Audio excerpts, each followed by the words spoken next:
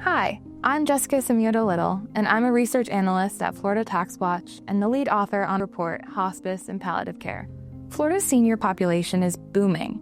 Experts project that the number of residents aged 65 and older will jump from 4.4 million to 6.7 million in the next 2 decades. Nearly half of all lifetime healthcare costs are incurred within these later years. Yet the state still lags behind in long-term supports and services for these individuals. This gap is why we took a deep dive into hospice and palliative care to see how Florida can strengthen both for its aging residents and also its workforce. Before we dive into the details of the report, let's go over a couple of key definitions. Think of palliative care as upstream support, while hospice is the downstream safety net once curative options have run their course. Before we jump into the data, we'll quickly go over a few basics that people always wonder about.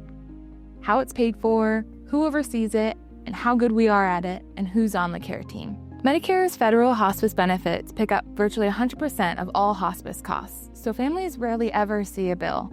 Palliative care visits can also be billed to Medicare and private insurers, but coverage is a lot less consistent, so many programs have to rely on grants and philanthropy to cover those additional costs. In Florida, the Agency for Healthcare Administration, also known as AHCA, decides where new hospice programs can open through a Certificate of Needs process.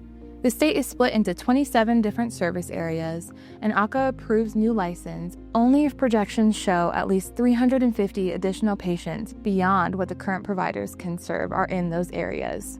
That safeguard matters because those guardrails keep fly-by-night operators out and have helped Florida build one of the nation's top hospice systems. The Center for Medicare and Medicaid Services ranks Florida 6th on its Hospice and Palliative Care Composite Process Measure, and it's tied for 2nd on the Hospice Care Index. Both hospice and palliative care programs rely on interdisciplinary teams, so they use physicians, nurses, social workers, chaplains, and more to cover the medical, emotional, and spiritual needs of patients and their families involved in the process. Here's how we built out our report. First, we looked at the latest federal data there was. We looked at Medicare hospice utilization files and hospice monitoring reports. These data sets let us track quality scores, nursing hours, average length of stay, and the all-important live discharge red flags. After that, we looked at Florida's own numbers. Every February, the Agency for Healthcare Administration releases Certificate of Needs forecasts. The 2024 and 2025 cycles pinpoint which of the state's 27 service areas still fall short of that 350 patient threshold required for a new hospice license. To put the data in policy context, we dug into the Florida statutes, the State Health Improvement Plan, and the State Cancer Plan. Right now, these are the only documents that actually define and measure palliative care in Florida. So what's the problem we're trying to solve? First, we need to close that access gap. Florida's hospice network is strong, but more than half of our 67 counties still lack a dedicated palliative care program. That leaves thousands of patients being forced to shuttle back and forth to high-cost hospitals when early, home-based symptom management would serve them and taxpayers far better. There are 4 main issues that keep that gap wide open. The first is financing. Government payers rarely reimburse the full cost of community palliative care visits, so programs scrape by on grants and philanthropy, and that makes expansion really hard. Then there's public awareness. Families and even some clinicians still confuse palliative care with hospice. They'll delay referrals until symptoms completely spiral, and it costs taxpayers and patients a lot more money. We also have a limited pool of board-certified hospice and palliative care physicians. And nearly 1 in 5 Florida doctors are already over the age of 65, so retirement and burnout loom large when we're looking at the workforce. There's also regulatory threats that are coming in. If lawmakers decide to weaken the Certificate of Needs safety net program, we could see the rapid, lower quality growth and outright fraud already documented in states like Texas and California. Now that we've covered the challenges, let's talk some solutions. First, we need to focus on creating a clear regulatory framework for palliative care. Right now, the state lacks clear definitions, minimum quality standards, and reliable funding. Establishing these will give providers the stability that they need, and it will also give patients the confidence in the quality of care that they're receiving. Second, we need to look at authorizing advanced practice registered nurses, or APRNs, to practice independently and autonomously in hospice and palliative care settings.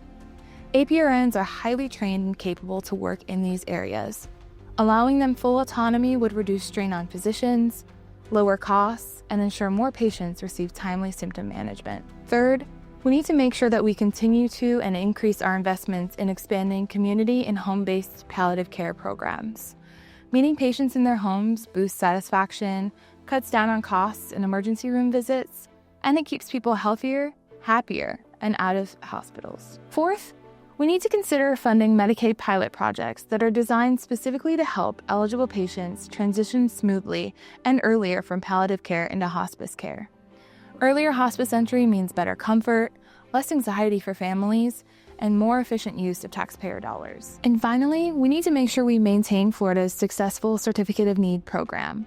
Protecting the Certificate of Need safeguard preserves our hospice system's proven quality and prevents rapid, risky, and potentially fraudulent growth. If Florida acts on these 5 recommendations, here's what success looks like for us in the future.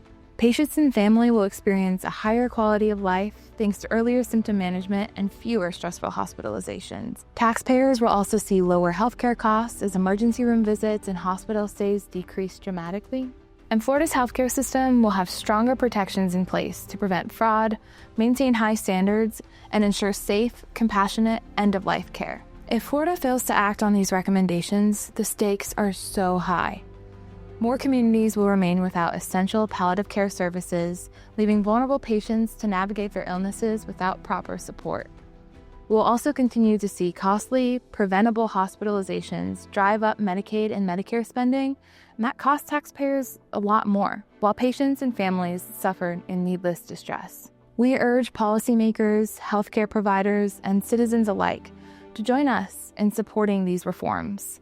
Together, we can build a healthcare system where every Floridian receives timely, compassionate, high-quality care, whether they're managing a chronic illness or approaching the end of life. On behalf of the Florida TaxWatch team, thank you so much for watching, and thank you for supporting our mission to make Florida's healthcare system effective, compassionate, and accountable. To learn more, please visit floridataxwatch.org/research.